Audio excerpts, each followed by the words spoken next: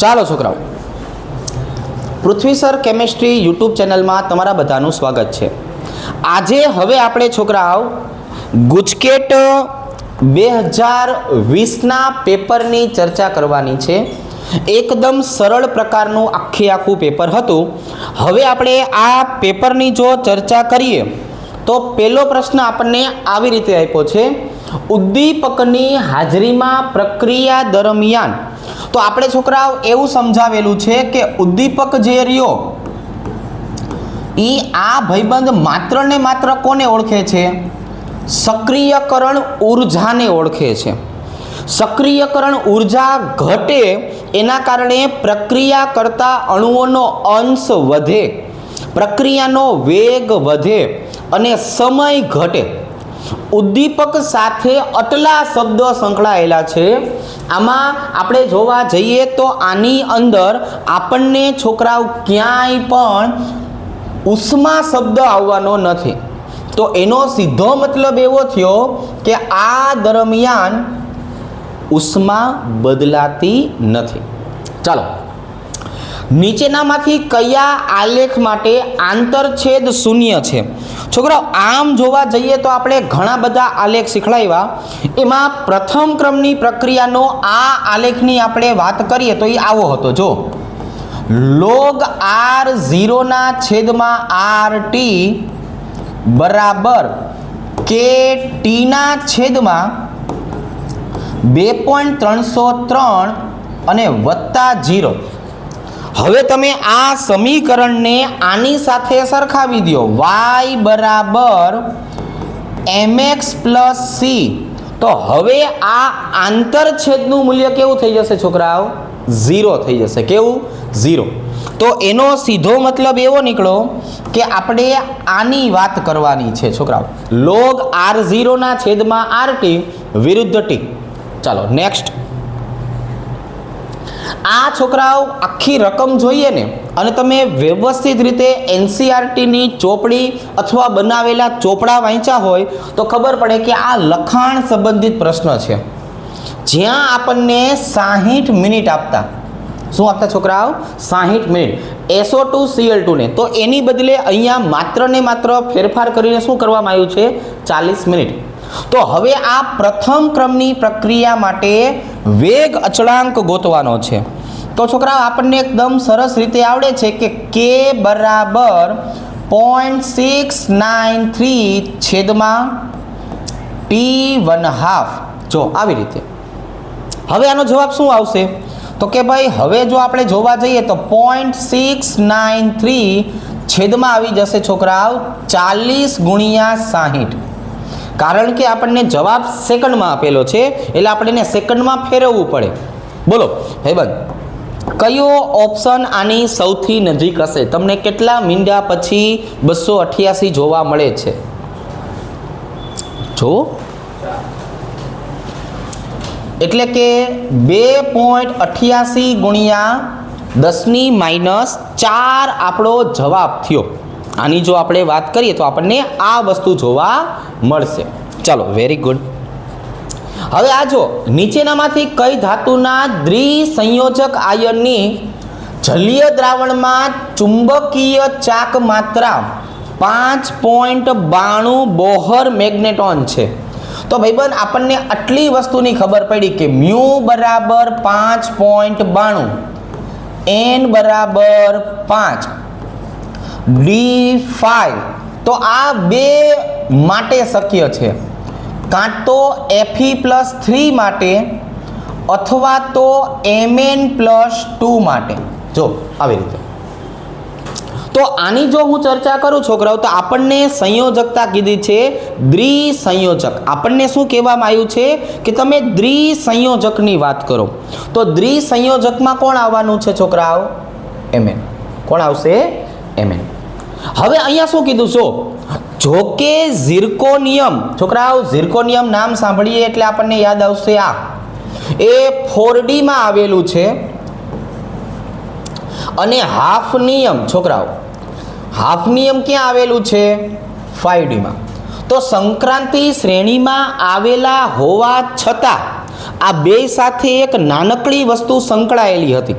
કઈ નાનકડી વસ્તુ સંકળાયેલી હતી યાદ કરો જોઈ. તો કે ભાઈ આમની સાથે સંકળાયેલી વસ્તુ છે લેન્થેનોઇડ્સ સંકોચન. ચાલો ભાઈ, આમની સાથે સંકળાયેલી વસ્તુ કઈ છે? લેન્થેનોઇડ સંકોચન. આપણે લેન્થેનોઇડ સંકોચનના કારણે જોવા જઈએ તો આ બંનેની પરમાણવીય ત્રિજ્યા કેવી થઈ જવાની છે છોકરાઓ? એક સમાન. આમની પરમાણવીય ત્રિજ્યા કેવી થઈ જવાની છે? એક સમાન. આવી રીતે. એટલે આપણો જવાબ આવશે સી. ચાલો હવે આ જુઓ છોકરાઓ, હેક્ઝાએમાઇન કોબાલ્ટ 3. પહેલાનું હું બંધારણ બનાવું કે ભાઈ અહીંયા મને કોબાલ્ટ આપ્યો છે અને અહીંયા છોકરાઓ એમોનિયા કેટલા આપ્યા છે? 6. પછી શું આપ્યું છે? હેક્ઝાસાયનાઇડો ક્રોમેટ. છોકરાઓ અહીંયા CN કેટલા આપ્યા છે? તો કે 6. જ્યારે બે મોટા કાઉન્સ બને, જ્યારે બે મોટા કાઉન્સ બને એટલે આપણને ખબર પડે કે આ કોણ કહેવાય? સવર્ગ સમઘટકતા કહેવાય. ઘણી વખત છોકરાવાનું અંગ્રેજી નામ વાંચેલું હોય, કોઓર્ડિનેશન. ઘણી વખત છોકરાવાનું અંગ્રેજી નામ આપેલું હોય કોઓર્ડિનેશન સમઘટકતા. તો બે રીતે આપણને આવડવું જોઈએ. કાં આપણને શું ખબર હોવી જોઈએ છોકરાઓ? તો કે કાં બે મોટા કાઉન્સ એટલે સવર્ગ અથવા કોઓર્ડિનેશન. ચાલો, નીચેનામાંથી કયું સંકીર્ણ પ્રકાશની મહત્તમ તરંગ લંબાઈનું અવશોષિત કરશે? એટલે સિમ્પલ થયું છોકરાઓ, લેમડા કેવું આપેલું છે? મેક્સિમમ. તો એનો મતલબ એવો થયો ડેલ્ટા ઓ કેવું હોવું જોઈએ છોકરાઓ? મિનિમમ. અને ડેલ્ટા ઓ મિનિમમ બને ક્યારે છોકરાઓ? તો કે ભાઈ જ્યારે તમે નિર્બળ લિગેન્ડ્સ વાપરો ને ત્યારે. આ બધું ક્યારે બને છોકરાઓ? જ્યારે તમે નિર્બળ લિગેન્ડ્સ વાપરો ને ત્યારે. તો નિર્બળ લિગેન્ડ્સનો મતલબ શું થયો? તો કે ભાઈ જો સાયનાઇડ અને એમોનિયા તો આપણે લેવાના નથી. હવે છોકરાઓ અહીંની જો આપણે વાત કરીએ તો આ બે તો લેવાના નથી. હવે એમોનિયા 5, પાણી અને ક્લોરીનની વાત છે. તો એમનો પ્રબળતાનો ક્રમ આવો છે, H2O, ફ્લોરિન માઇનસ અને ક્લોરીન માઇનસ. એટલે આપણે છોકરાઓ આ ક્લોરીન વાળો જવાબ ટીક કરવાનો થાય. કયો જવાબ ટીક કરવાનો થાય? ક્લોરીન વાળો. રેડી? ચાલો નેક્સ્ટ એના પછીનું જોઈએ. સંકીર્ણના જલીય દ્રાવણની સમાન પરિસ્થિતિમાં વિદ્યુત વાહકતા સૌથી વધુ. છોકરાઓ આનો મતલબ આમનું આયનીકરણ કેવું થવું જોઈએ? તો કે આયનીકરણ વધુ થવું જોઈએ. આયનીકરણ ક્યારે વધુ થાય? જ્યારે છૂટા પડતા આયન વધારે હોય ને તો. અને કેટલા આયન છૂટા પડશે એ તમને કેમ ખબર પડશે? આપણને ખબર કેમ પડશે કે આમાં આયન આટલા છૂટા પડ્યા? તો ભાઈ એનું બંધારણ બનાવવું પડે. હાલવાનું બંધારણ બનાવો. કોબાલ્ટ એક્વા 6 વખત. તો એનો મતલબ એવો થયો જે કાંઈ પણ ઓક્સિડેશન આંક આવે છે એ બહારના ક્લોરીનના કારણે આવે છે. એટલે અહીંયા આવી જશે Cl3 અને આને હવે તમે પાણીમાં નાખો એટલે 4 આયન છૂટા પડે. અહીંયા જો ટ્રાય એક્વા. છોકરાઓ પાણી કેટલા આપ્યા છે? 3. હવે 3 પાણી હોય એનો મતલબ એવો થયો છોકરાઓ કે બાકીના 3 ક્લોરીન ક્યાં આવી જાય? કાઉન્સની અંદર. આને તમે પાણીમાં નાખો તો કેટલા આયન છૂટા પડશે? 1. ચાલો, ટેટ્રા એક્વા. છોકરાઓ અહીંયા જો કોબાલ્ટ, અહીંયા H2O નું મૂલ્ય કેટલું આપેલું છે છોકરાઓ? 4. ક્લોરીન કેટલા આપેલા છે છોકરાઓ? 2. તો બહાર કેટલા ક્લોરીન વધશે? 1. આને પાણીમાં નાખીએ તો કેટલા આયન છૂટા પડશે? 2.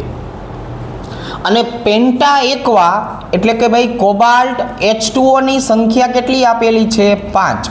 એટલે 1 ક્લોરીન અંદર આવશે, 2 ક્લોરીન બહાર રહેશે. તો હવે છૂટા પડતા આયનની સંખ્યા કેટલી થઈ ગઈ? 3. આવી રીતે. રેડી? ચાલો તો ભાઈબંધ જરાક પહેલાં જવાબ તો કહી દો. જવાબ આવશે પેલો કે જેમાં 4 આયન છૂટા પડે છે. કેટલા આયન છૂટા પડશે? 4. હવે તો કે હવે અહીંયા જુઓ છોકરાઓ, આ એક બંધારણ આપ્યું છે C4H9Br સૂત્ર ધરાવતા સંયોજનના કેટલા સંભવિત પ્રકાશ ક્રિયાશીલ સમઘટકો છે. પહેલા આપણે છે ને આના સમઘટકો બનાવીએ. CH3 CH2 CH2 CH2Br. ચાલો આવી રીતે. બીજું આવશે છોકરાઓ CH3 CHBr CH2 CH3. જો એક આ બનશે, રેડી. અને ત્રીજું કયું બનશે છોકરાઓ? CH3 CH3 CH3 અને અહીંયા આવી જશે Br. તો મને એટલી ખબર પડી કે કિરાલ કાર્બન મળવાની શક્યતા કેમાં છે? જો આમાં. હવે આ બંધારણને હું અલગથી દર્શાવું તો જો આવું થયું ને છોકરાઓ, CH3CH નીચે આવી જશે Br CH2CH3.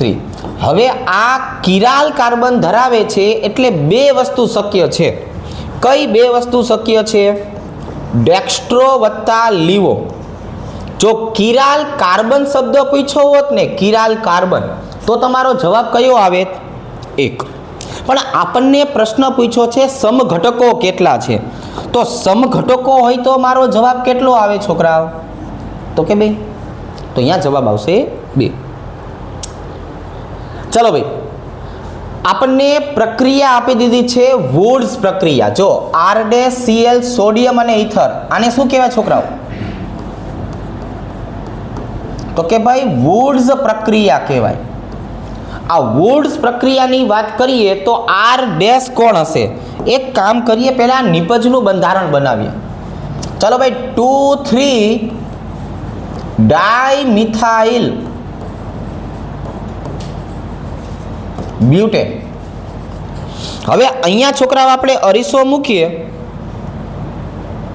તો ભાઈ મને આટલો કટકો છૂટો પડતો હોય એવું લાગે છે. જો એટલે બે અણુ CH3 CH3 અને અહીંયા આવી જશે ક્લોરીન. તો આ બંધારણનું છોકરાઓ સામાન્ય નામ શું થયું? આ બંધારણનું સામાન્ય નામ શું થયું? આઇસોપ્રોપાઇલ. શું નામ થયું? આઇસોપ્રોપાઇલ. ચાલો હવે આ પ્રશ્નને થોડોક ડીપમાં સમજાવીએ. સાંભળજો. તમને એમ કહેવામાં આવ્યું છે કે 1 મોલ ધાતુ આલ્કોહોલ સાથે પ્રક્રિયા કરે અને એમાંથી 1.5 મોલ હાઇડ્રોજન આપે તો એ ધાતુની સંયોજકતા કેટલી? આપણે છે ને 3 ઉદાહરણ શીખ્યા છીએ. સોડિયમ +1 વત્તા આલ્કોહોલ. ચાલો ભાઈ, શું નિપજ મળશે? RONA વત્તા 1/2 હાઇડ્રોજન. ચાલો ભાઈ, બીજા નંબરે કોણ આવશે? મેગ્નેશિયમ +2 2 અણુ આલ્કોહોલ. આની છોકરાઓ આપણે પ્રક્રિયા કરીએ એટલે શું થશે? RO2 મેગ્નેશિયમ વત્તા હાઇડ્રોજન. જો આવી રીતે. અને ત્રીજું ઉદાહરણ શીખડાયું છે છોકરાઓ, એલ્યુમિનિયમ +3 ROH. આવી રીતે. હવે હું આની છોકરાઓ પ્રક્રિયા કરું તો શું થયું? RO2 એલ્યુમિનિયમ વત્તા 3/2 હાઇડ્રોજન. તો મારે જો 1.5 હાઇડ્રોજન છૂટો પાડવો હોય તો અહીંયા એલ્યુમિનિયમ જેવી +3 સંયોજકતાવાળી ધાતુ લેવી પડે. તો અહીંયા છોકરાઓ શું આવી જશે? 3. શું આવી જશે? 3. ચાલો નેક્સ્ટ. હવે આ પ્રશ્ન છોકરાઓ એટલી બધી વખત પૂછાણો છે કે આપણને આવડી ગયું. સોડિયમ બોરોહાઇડ્રાઇડનું કામ શું છે? કે જો તમને આલ્ડીહાઇડ આપ્યો હોય તો તમે પ્રાથમિક આલ્કોહોલ બનાવી નાખો. જો તમને છોકરાઓ કીટોન આપ્યું હોય, કીટોન, તો તમે દ્વિતીયક આલ્કોહોલ બનાવી નાખો. શું બનાવી નાખો? દ્વિતીયક આલ્કોહોલ. તો અહીંયા છોકરાઓ આપણને કીટોન આપેલું છે. તો હવે મારે અહીંયા શું કરવાનું રહ્યું? તો કે ભાઈ મારે અહીંયા આ કરવાનું રહ્યું કે જે જગ્યાએ આપણને ડબલ બંધ આપ્યા હતા કે નહીં, ત્યાં OH મૂકી દેવાનું. CH2 C ડબલ બંધ O CH3. પણ છોકરાઓ માની લ્યો કે આપણને ભૂલથી આ બંધારણ આવી રીતે આપી દીધું હોત તો, માની લ્યો કે આ બંધારણ તમને ભૂલથી આવું આપી દીધું હોત તો, વચમાં એક ઓક્સિજન ગાયબ કરી દીધો હોત તો, ચાલો આવી રીતે તમને આ બંધારણ આપ્યું છે, જો મેં નવું બંધારણ બનાવ્યું તો શું થાય? તો હવે છોકરાઓ આની આપણે સોડિયમ બોરોહાઇડ્રાઇડ સાથે પ્રક્રિયા કરીએ તો જો આવું બન્યું કે અહીંયા આવી જશે OH, અહીંયા CH2, અહીંયા CHOH અને CH3 બને. રેડી? સમજાઈ ગયું કે નહીં? કેમ કે અહીંયા ફેર પડે, અહીંયા આટલી વસ્તુનો ફેર પડે. હવે જો 60મો પ્રશ્ન છે ને, જો ઉત્કલન બિંદુ કીધું છે. આપણે શું શીખવાયું છે? ઉત્કલન બિંદુ ચલે છે અણુભાર.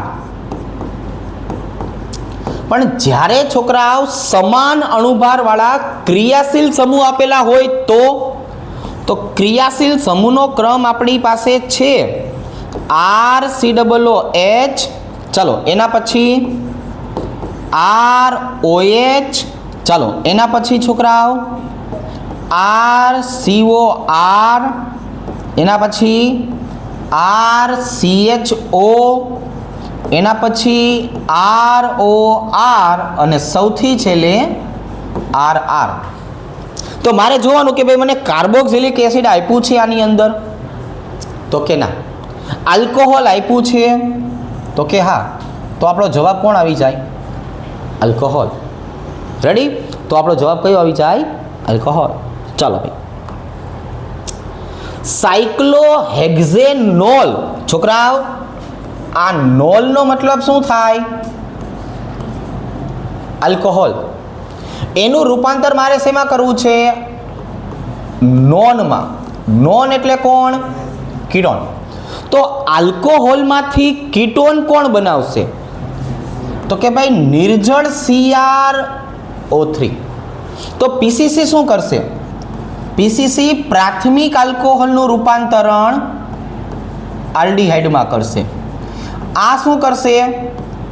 એ આલ્કીન આપ્યું હોય ને એમાંથી કાં તો આલ્ડીહાઇડ બનાવશે અથવા કીટોન બનાવશે.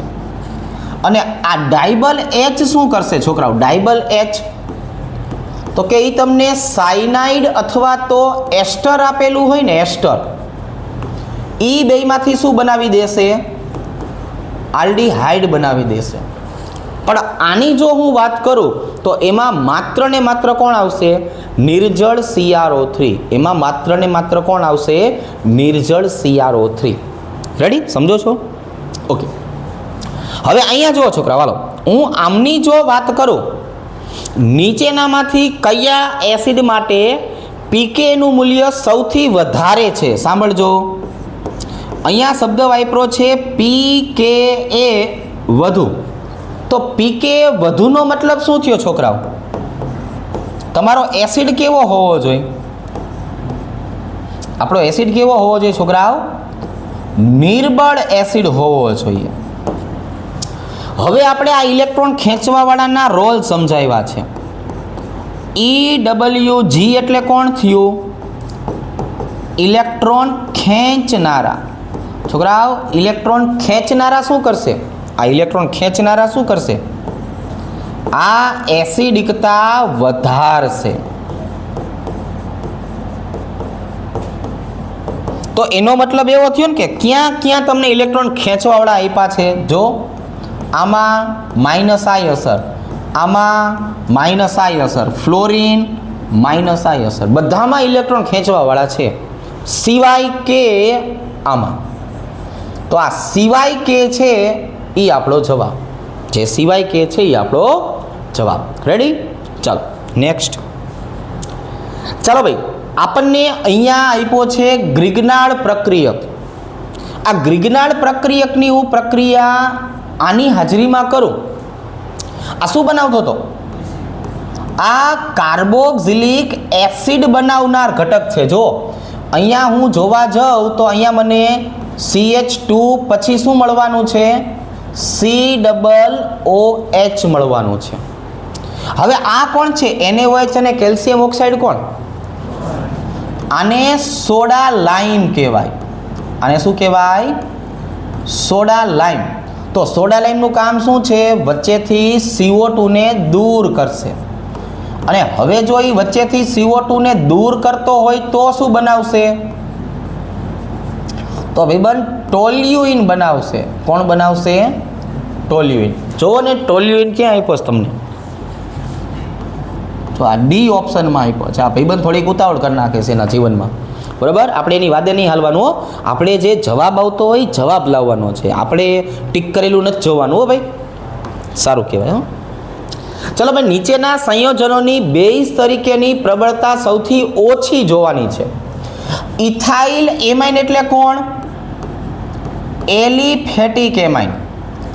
ડાય ઇથાઇલ એમાઇન કોણ? Aliphatic amine. અને C6H5 એટલે કોણ? Aromatic amine. તો છોકરાઓ, આ તો આપણે નાના હતા ત્યારથી આનો ક્રમ ઓળખીએ છીએ. કઈ રીતનો હતો આનો ક્રમ?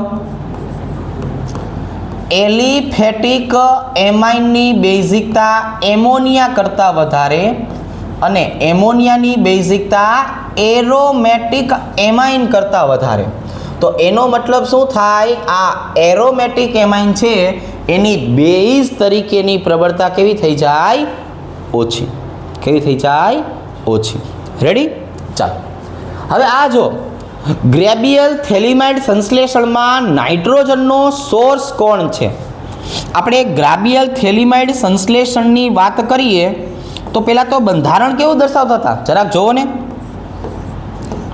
તો કે C ડબલ બંધ O, C ડબલ બંધ O. અહીંયા આવી જશે નાઇટ્રોજન માઇનસ અને પોટેશિયમ પ્લસ. પછી આપણે આલ્કાઇલ હેલાઇડની હાજરીમાં પ્રક્રિયાની શરૂઆત કરતા. તો થેલિમાઇડ છે એટલે આપણો ભાઈબંધ કોણ આવશે? આ. રેડી? ચાલો નેક્સ્ટ. હવે આ જુઓ છોકરાઓ, અહીંયા એવું કહે છે 2 ફિનાઇલ પ્રોપેનેમાઇડમાંથી 1 ફિનાઇલ ઇથેનેમાઇન બનાવવું છે. ભાઈ પહેલાં બંધારણ લખાવો હાલો. 2 ફિનાઇલ એટલે કે CH3 બીજા નંબરના કાર્બન ઉપર બેન્ઝીન ચક્ર અને પ્રોપેનેમાઇડ એટલે એમાઇડ. ચાલો ભાઈ, અહીંયા મારી પાસે એમાઇડ છે જેનું રૂપાંતરણ શેમાં કરવાનું છે? 1 ફિનાઇલ એટલે કે જે બેન્ઝીન ચક્રવાળો કાર્બન છે એ હવે કયા નંબર ઉપર આવી ગયો? તો કે પહેલા નંબર ઉપર આવી ગયો. અને અહીંયા કોણ આવી ગયો? તો કે ઇથેનેમાઇન. તો આખી પ્રક્રિયા દરમિયાન શું થયું? આ વચ્ચેથી CO દૂર થયો. અને CO દૂર કરવાની પ્રક્રિયા કઈ હોય છે? NaOH વત્તા Br2, જેનું નામ શું છે? હોફમેન પ્રક્રિયા. શું નામ છે છોકરાઓ? હોફમેન પ્રક્રિયા. ક્યાં જોવા મળશે હોફમેન પ્રક્રિયા? અહીંયા જોવા મળશે. ક્યાં જોવા મળશે? અહીંયા. ચાલો ભાઈ, ખરા ખોટા વિધાનો જોવા છે. જો મોટાભાગના કુદરતી એમિનો એસિડ L વિન્યાસ ધરાવે છે? તો કે હા, ધરાવે છે. રેડી? મતલબ આ સાચું. RNAમાં બીટા ડી રિબો શર્કરા હોય છે? હા, હોય છે. એમાઇલોઝ પાણીમાં દ્રાવ્ય છે. એટલે આ કેવું થયું? ખોટું. બધા જ મોનોસેકેરાઇડ બિન રિડક્શન કરતા છે? તો કે ના, ગ્લુકોઝ, સુક્રોઝ આ બધા તો રિડક્શન કરતા છે. પહેલા 2 વાક્ય સાચા, બીજા 2 વાક્યો ખોટા. એટલે આ થઈ જશે. ચલો ભાઈ, ઝિગલર નાટા. છોકરાઓ, ઝિગલર નાટાનું મેઇન બંધારણ આવું હોય: એલ્યુમિનિયમની સાથે 3 આલ્કાઇલ શૃંખલા જોડાયેલી હોય અને વત્તા ટિટેનિયમ ટેટ્રાક્લોરાઇડ આવેલું હોય. અને આનો ઉપયોગ શેના માટે થાય છે? પોલિમરની બનાવટમાં આ ઉદ્દીપક તરીકે વર્તે છે. તો પહેલાં તો મારે TiCl4 ગોતવાનું છે. ચાલો ભાઈ આવી રીતે. અને આલ્કાઇલ શૃંખલા 1, 2 ને 3 હોવી જોઈએ. કેટલી હોવી જોઈએ છોકરાઓ? 3. તો આ પણ ખોટું. આપણો જવાબ કયો આવશે? પેલો. કોણ આવશે છોકરાઓ? પેલો. કયા વિટામિનની ઉણપથી સ્કર્વી થાય છે? આ તો ઓળખીતી વસ્તુ છે. તો વિટામિન સીની મદદથી આપણને સ્કર્વી થાય છે. બરાબર. પેઢા છોકરાઓ ધીમે ધીમે હવે માંદા પડવા માંડે, ધીરે ધીરે લોહી નીકળવા માંડે. ચાલો. નિશ્ચિત જથ્થાના આપેલા પ્રવાહી દ્રાવકમાં ઓગાળી શકાતો હોય એવો ઘન દ્રાવ્યનો મહત્તમ જથ્થો કયા પરિબળ ઉપર આધાર રાખતો નથી? જો તાપમાન વધારો તો ખાંડ ઝાઝી ઓગળે. આપણે એવું બોલીએ છીએ કે ચા ગરમ ગરમ પીવાય, ખાંડ ઝાઝી ઓગળે. દ્રાવ્યની પ્રકૃતિ, પાણીમાં ઓગળી શકે એવો પદાર્થ નાખો તો ઓગળે, હું અધ્રુવ્ય નાખું તો પડ્યો રહે. દ્રાવકની પ્રકૃતિ, પાણી લ્યો અને મીઠું નાખો તો ઓગળે. તો એનો મતલબ એવો થયો દબાણ એ વાયુનું પરિબળ છે. કોનું પરિબળ છે? વાયુનું. એટલે વાયુ આપ્યો હોત તો દબાણ અસર કરતા છે, ઘન પદાર્થ માટે એ અસર કરતા નથી. ચાલો નેક્સ્ટ. 25 મોલ અંશ ધરાવતા દ્રાવ્યના જલીય દ્રાવણની મોલાલિટી. છોકરાઓ આપણે આના માટે એક શોર્ટ સૂત્ર બનાવરાયું હતું મોલાલિટી માટેનું. લઈ લો કેલ્ક્યુલેટર.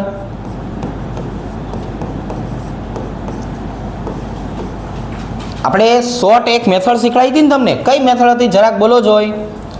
મોલાલિટી બરાબર x1/x2 ગુણ્યા 55.55. આ 55.55 શું કામ? તો કે ભાઈ જલીય દ્રાવણ છે ને, એટલે માની લો કે જલીય દ્રાવણ નથી, બિન જલીય દ્રાવણ આપ્યું છે.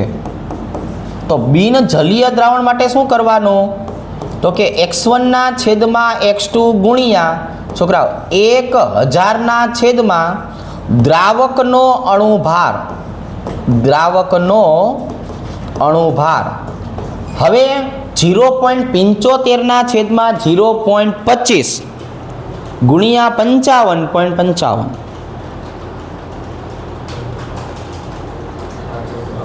18.52. રેડી? આ એકદમ શોર્ટ મેથડથી આપણો જવાબ આવી ગયો. આ 0.25 મોલ અંશ દ્રાવ્ય છે તો દ્રાવકના કેટલા થઈ જાય? 0.75 થાય ને. ટપા પડ્યા કે ન પડ્યા? 0.75/0.25 ગુણ્યા 55.55 કરો.